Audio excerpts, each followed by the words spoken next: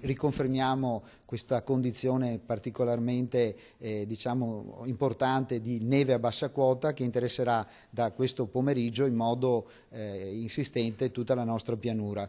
Le immagini di Venezia flagellata dal vento e dalla neve confermano le parole di Roberto Tonellato, dirigente del Dipartimento della Protezione Civile del Veneto.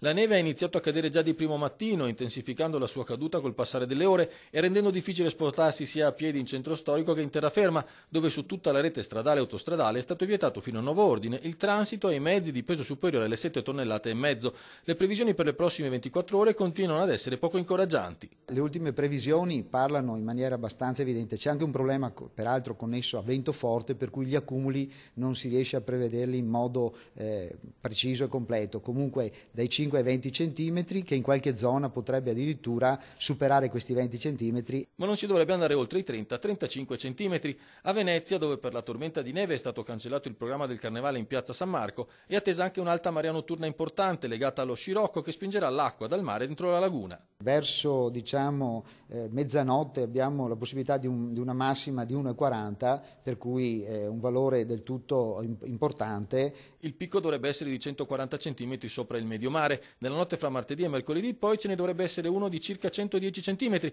ma le previsioni vengono aggiornate di continuo e il consiglio è di visitare il sito internet del Comune di Venezia.